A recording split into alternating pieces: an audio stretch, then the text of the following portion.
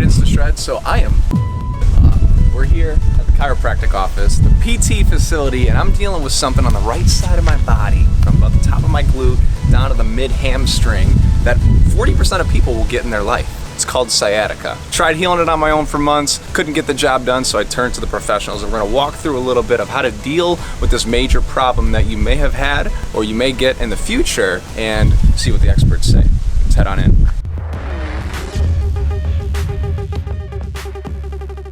So I'm here with the chiropractor, Dr. Blevins, and before we get on the table, what is the biggest benefit that we have going here for my sciatica issue? Absolutely. So when we have a sciatic issue, most times what happens is that we have a lot of tightness in the low back and the glutes and around that hip and SI joint. From there, usually we get some irritation of the nerve. The sciatic nerve is one of the biggest, if not, it's the biggest nerve in the body. It runs down, straight down the back of the leg, and it is innervated from all 5 lumbar spinal segment nerve roots that comes down and creates that sciatica nerve. When we get compression, either in the glutes and piriformis and anywhere in that portion of the back, we'll get a sciatica, which is a burning type of nerve pain that runs right down the back of that leg. Usually stops above the knee. Problem is that you start getting very tight in the musculature. It's hard to move through the hips and the pelvis when you're walking with that gait, with your gait pattern. So then what happens is that it's basically a vicious circle. You get really tight, it's hard to move, the inflammation and the sciatic pain increases, and then muscle spasm more, you lose motion and mobility, sciatic nerve pain increases, and it just becomes a vicious cycle. So what we're working on the table is creating more motion and mobility through the spinal segments by adjusting and also by flexion distraction, which is a specific technique that we'll use the table to do for you. Sweet. All right. Thanks, Doc. Good? Absolutely. Let's get to it. So you're not running the pumpkin run, right? You're just doing the booth No, thing. I'm stretching and helping with marking and stuff like that. So. And is the point of this like moving it up and down side to side, kind of to loosen everything up? It will loosen up the musculature, but also what it will do is it will create a gapping in between each individual vertebra where I make the contact on its back, and that will add a flexion moment and then a distraction moment where it actually pulls it apart. So if you imagine a bone, a disc, and a bone, it will actually pull apart and help create a little more spacing in that area and give some relaxation as well as some pumping into the area to give the disc a little more fluid and a little more spacing so it can help heal a little bit. This bottom leg stays straight over here. You need to get up close, Ty, so I can get those crack noises. Yeah, I don't know if we'll get in it. If you want to be fun, closer here, you'll hear a lot. Maybe not because the table. Oh, there we go. How'd that one feel? Good stuff. Those are the ones that always scare me when you get down. It's like, oh my neck. I know, right? Nah, there's not a lot of twisting in that. So we actually, when we set them up and get you in that position and back over, see how his nose stays straight up in the air? So there's no like twisting. And then when I adjust them, I'll push straight through and over. And while his nose will move some, you notice it always stays in the air. When I like forcing his neck into an extreme rotation. That can be dangerous just because of the vertebral arteries through the neck. What's your thoughts on those other ones? What are those like ropes that like chiropractors are using around the neck? Actually what that is, it's called a condylar lift is what they're basically doing. It has to do with the base of the skull and the first vertebra. And what they're doing is they're just creating like a traction motion through there. It's okay, whatever you want to do is fine, but for me, I don't really like it because it's not controlled. Because you can do, if you don't mind, so you have a demonstration. What you can do instead of the towel is okay because the towel gives a little bit of like grip for them. But all they're doing is they're coming to the base of the skull and they're coming underneath and just giving a quick pull that way. But instead of being like right up on it and controlled, if they have a large, they're yanking out, there's no control kind of thing. So that's in the basics what it's going to end up doing is creating that massive traction, and it's going to get mostly in the occiput, the base of the skull, more so than, you know, and I mean they end up getting everything because it's pretty aggressive. But again, with it being uncontrolled, it's not my forte. God, interesting. Yeah, man, thank you for your expertise. So what we're starting off with today is mobility. So they always have me do these warm-ups for the lower half to kind of limber up the lower half, the muscles, etc. And I'll do some neck stretches here in a second, which you'll see. I'm just kind of like cranking on my neck with this device, and then we'll get into some strength exercises, some chiro work, and all the rest. This side's rough. It's hard to get up. It's progressed though. Yeah. Yeah, big time. I couldn't even get my foot up on my knee. Hip mobility, open up the hips here. This is a tough one. At first I had to tap every time I stopped, but now I can just stay up the whole time. Open up the hips. Nice balance. See, look at this. Thank you. I was just gonna say no tap. You catching all that? The no tap crew. All right, time for some neck cranking. I think this helps with some correction of the spine, but otherwise I just feel a gnarly stretch in my neck. Because I never stretch my neck, so it's probably a good thing that I do these. Looks like some kind of device from 50 Shades of Grey or something.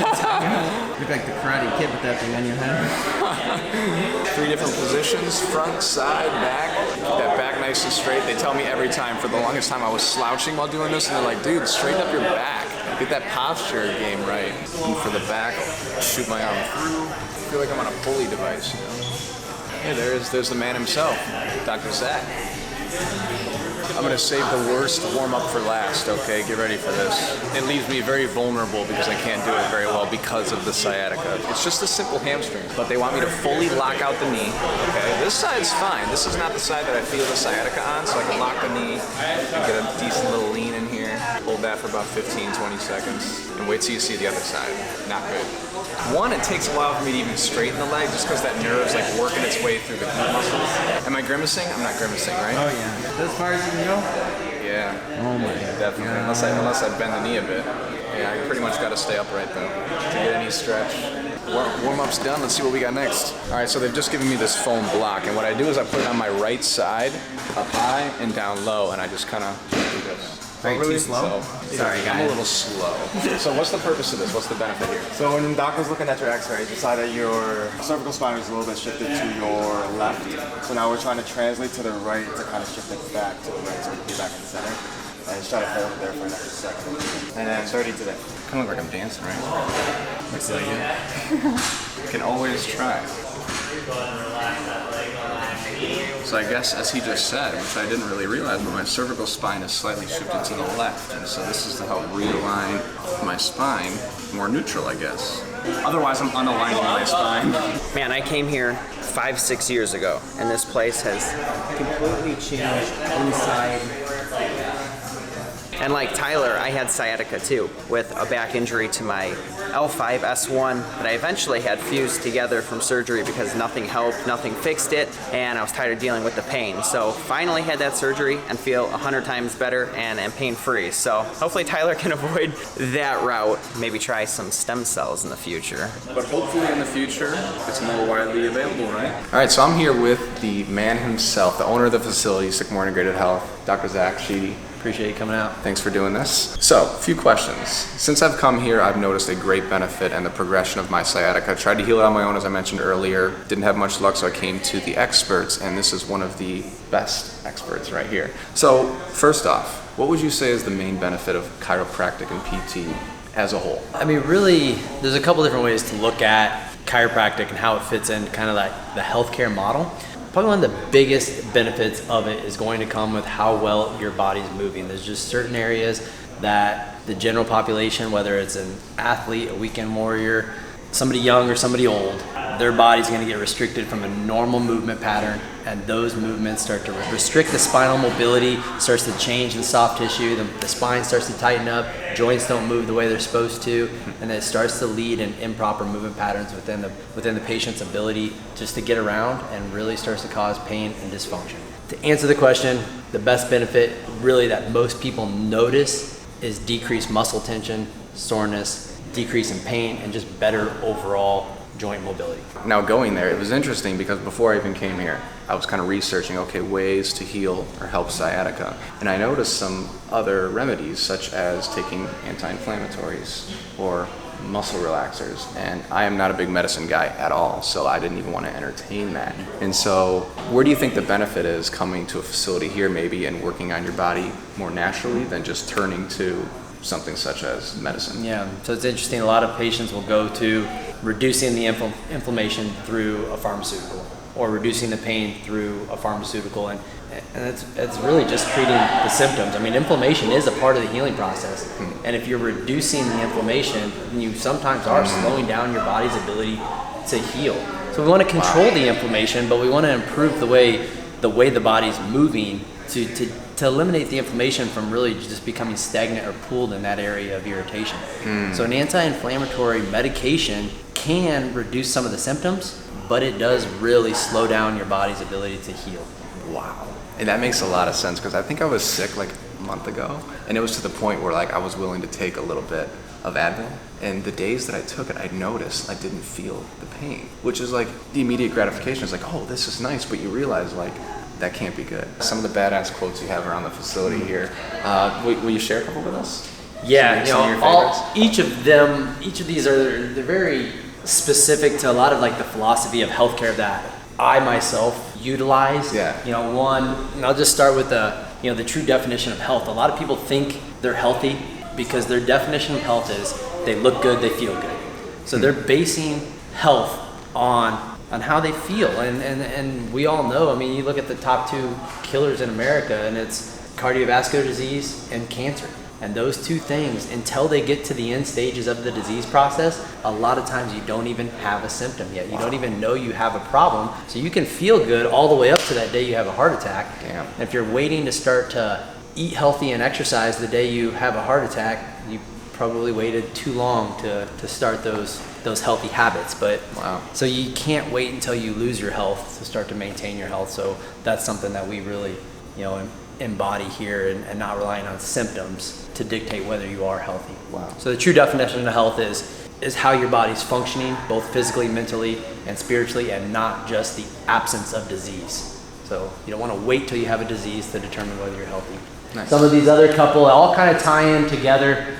Thomas Edison, way back in the 1800s, said the doctor of the future will not give medicine, but will interest his or her patient in the care of the human frame and appropriate diet and the prevention of disease processes. So that's really just looking at lifestyle and looking at how you take care of your body from a health and lifestyle standpoint, and not just giving medications for it. Hippocrates said, look well to the spine for the cause of disease. That really ties into what a subluxation is and what chiropractic really is for me. Chiropractic is balancing your nervous system through your spine. Your brain controls every function in your body, and it controls it through the neurologic messages that pass from your brain down through the spinal nerves out each one of your spinal segments. So when your spine starts to break down, when you have spinal problems, it limits your body's ability to control and regulate basically homeostasis.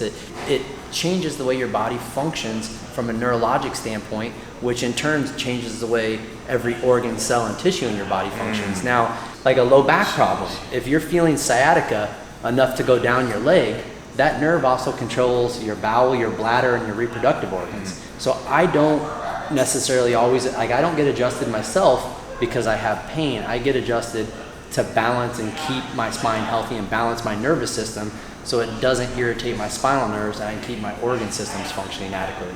So what chiropractic does reduce pain, but it's also balancing your nervous system, because your nervous system is controlling and coordinating all of your organ systems, your hormone system, your immune system. So it really is just as much about maintaining your health and fixing a problem. Yes. Love it. That's my favorite one by far. That one gives me the goosebumps every time I read it. Yeah. It's like powerful feeling inside you. Yeah. All right. Last thing. I'll leave Zach with this.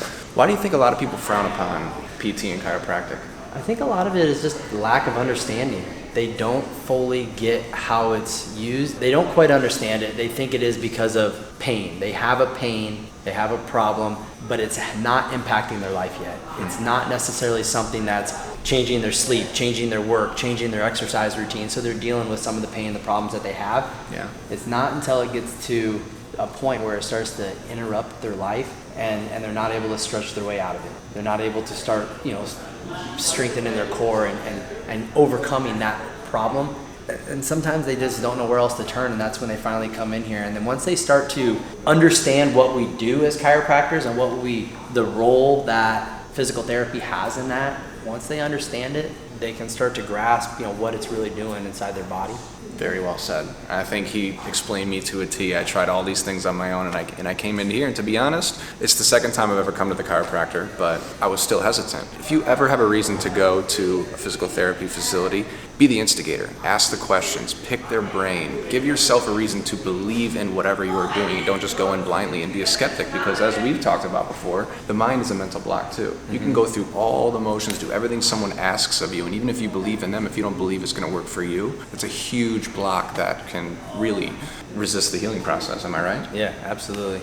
Yeah, they have to be ready to get their bodies healing. They have to be ready to take personal responsibility for the outcomes of their health, right? And if you're not asking the right questions, you're not a part of the process, you're expecting, healthcare, or whether it's a chiropractor, a physical therapy, a medical doctor, to be the one healing you. Yeah. You're kind of setting yourself up for failure. I mean, health starts from taking our own personal responsibility for the outcomes that we're going to get. Hell yeah.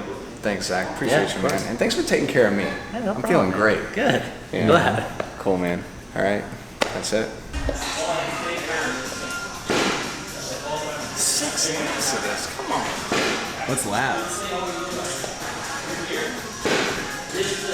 Right here. Sometimes I cut myself short and I only do 5 laps instead of 6, but you're watching me today, Devin, so I gotta do my full 6. Oh, here comes the sweat. Oh, he's already setting me up with the next one? Goddamn. All right, this is next, whatever we got going here. It's like a full body workout today, but I have a workout later. Good toss up. Good form only. Brandon, what's the purpose of Tyler doing this for sciatica? All right, one down. The funny thing about this exercise, this is probably the closest thing to what we actually do in the gym, because we'll actually end some of our hamstring workouts with the ball curls, won't we? So yeah, this one I kind of like geek out on, because I'm like, ooh, I'm actually breaking down my muscle tissue, which isn't the purpose of being here. We're trying to like rehab and heal, but I kind of like this because I'm like, ooh, I'm in the gym. Get an extra leg exercise. It's so hard keeping your hips elevated on these too. Your hips always want to drop on this. But man, keeping them up high. Oh man, today's leg day too. Yeah. I'm pre-fatiguing. No, that'll be fine. Look at those hamstrings though. It's like butt cheeks when you're... Nice. How was that? Thank you. That was great. Thanks, Coach Dev. See this squat? This is part of my issue. Is like I hate feeling compromised. So to bend down to pick something up, I can't just bend down and pick it up. I gotta like get in this weird squat formation because Let's see it. this is my pickup. This is my pickup stance. I can't fold over at the hips, man. It's like Tucker taking the shit out. Yeah, kind of.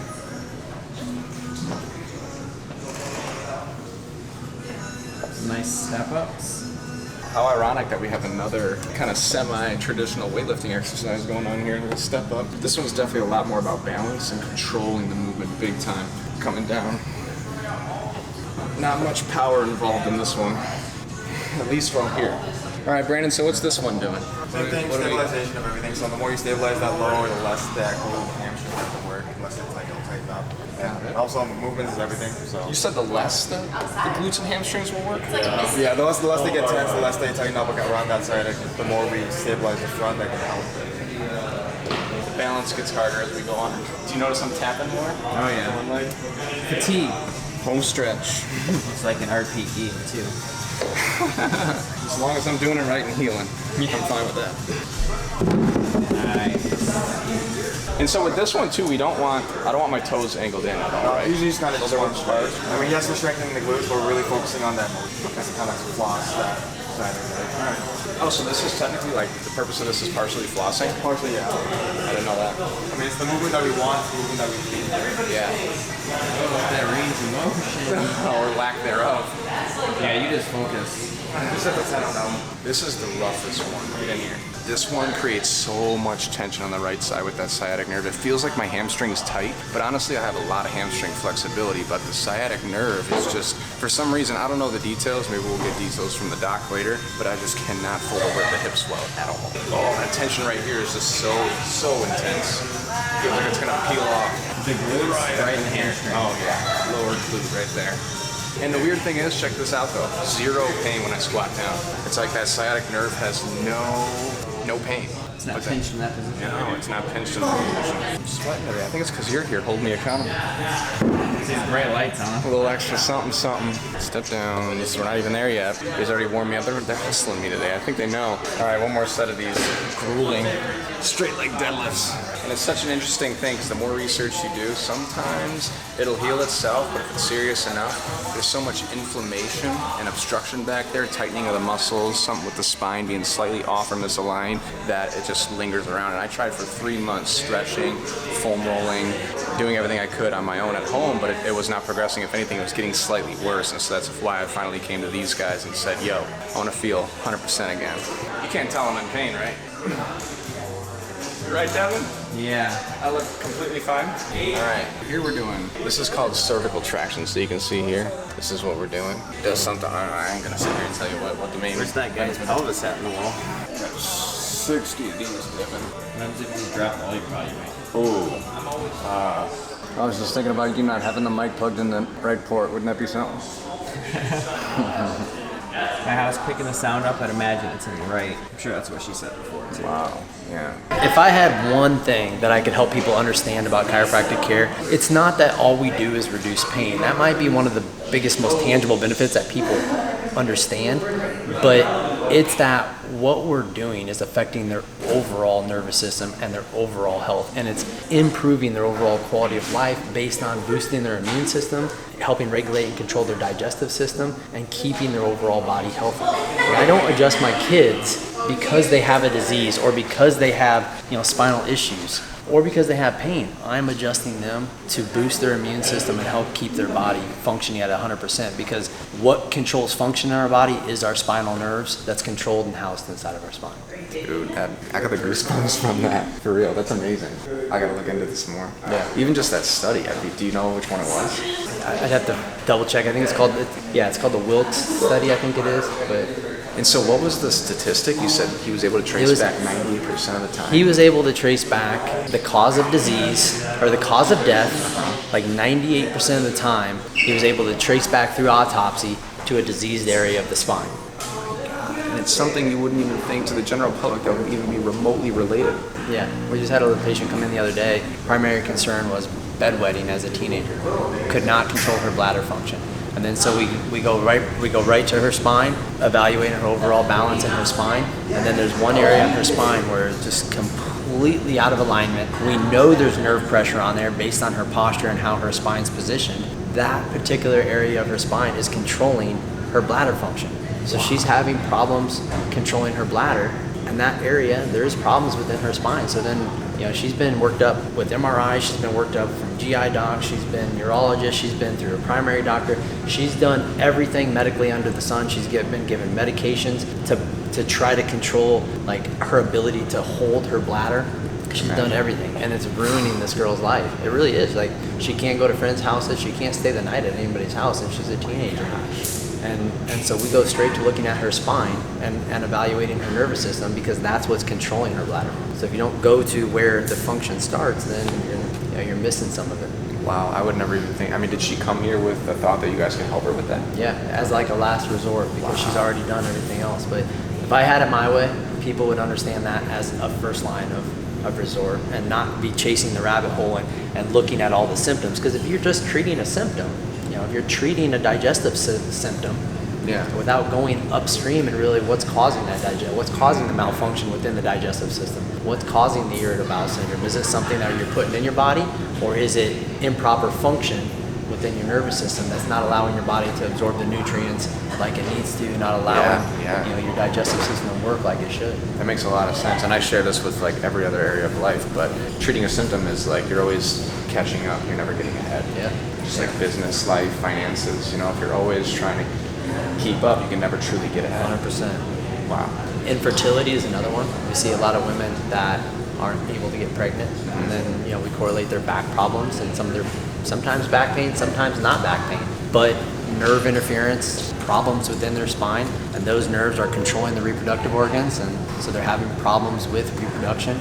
Yeah. And they don't even know why, and so they're doing the fertility things and all of that to try to influence their ability to reproduce. And a lot of times it can just be traced back to how their body's functioning from a nervous system standpoint. I can't imagine. That's where your wife's work mainly is, right?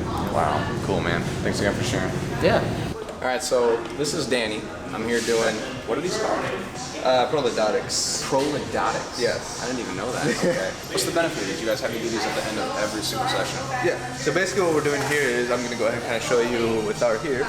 So basically what we're doing with this is we're trying to return that curvature back on the spine. So that's why we kind of have them start from the bottom right here, and then kind of slowly build up, going up the spine, and at the end right there. So basically we're just trying to return that curvature into the spine. And is there a reason you have every single person for the most part doing this, from what I've noticed at least? Yeah, so basically since we take, oh actually go ahead and take that off real quick, I'm just gonna slide that a little bit over there, kind of center it off a little more. We have everybody do this just because we take a holistic approach here in this clinic. So basically we're taking a look at everything, you know, from top to bottom, and we notice that a lot of people, it's pretty common for them to kind of have that, you know, slunched over posture just because of, you know, work, you know, desk all day, kind of sitting down like that. So a lot of people would benefit from kind of doing these kind of things with prolodics and our wall traction. God, so that's like almost for everybody then, right? Almost everyone has that forward movement. Yeah, just because a lot of times, just because of the work that they do, that kind of thing, they're always kind of like hunched over like this. So basically this, we're just trying to repeat that. Got it. And so even if you don't have an issue, like is this something good for routine maintenance? Because like does your spine always come out of alignments where this is just good to do regularly? That would be more kind of case by case basis. That would be, you know, we'll take a look at the x-rays and then from there, you know, that's what will make that decision, yeah. Because some people don't need it, some people require it, so that's why it's case by case. Makes sense. I'd say it's like 70% better. Yeah. I have a lot more range of motion, a lot less pain. Just like sometimes when you're sitting there, you can feel it tingling in your throbbing. It's pretty much gone. Dude, if you try these though, you know what the most annoying part of these is? The tricep hurt. These hurt the triceps so bad because the amount of times I have to push out. The fatigue on the triceps is unreal. So every time we'll do these before arm day, I'm like, I'm not gonna be able to go up my 5 pounds today. Progressive overload's gonna be a bitch. Got a little activation. Go ahead and bend that knee for me. Gonna bring it across from your body. Suck it under. I'm gonna push towards you on the shoulder. Let me know when you want me to stop. What if I just go and I just do like a little non-spine? One more. Across the floor. So this is kind of like a glute performance stretch, especially with patients with sciatica. We kind of see that it's a little tighter on them, so we just want to make sure that, you know, we're kind of stretching that out, making sure we're getting that mobility back. And then go ahead and push against me here, and relax. Deep breath in, let it out. Let me know when. And what kind of stretching is this called again, where I push into you periodically? Yeah, so this is called PNF stretching. Basically what we're doing is, as you're pushing against me, we're basically activating those, you know, muscle fibers in that lengthened position. So it kind of allows our brain to kind of say, hey, you know, it's okay to, you know, go a little deeper into the stretch or whatever. So that's why, you know, we kind of have you push against you, and that's the reason why we can, you know, go a little bit deeper into the stretch. Relax. I'm gonna go and do the same thing on the other side. I'm zoning out for a second. Just doing my jam. Oh yeah? In the zone? And good. Same thing. Let it out. Let me know when. So we're going to dinner with them tomorrow to talk about details of the trip. Okay. All right, next I'm gonna go ahead and climb on this table here. We're gonna do that hamstring stretch next. All right. So, gonna go ahead and keep that knee straight for me. Lift it up, let me know when. You see the difference in legs here, how far you Yeah, for real. Once that nerve works its way out, I can usually get a little further.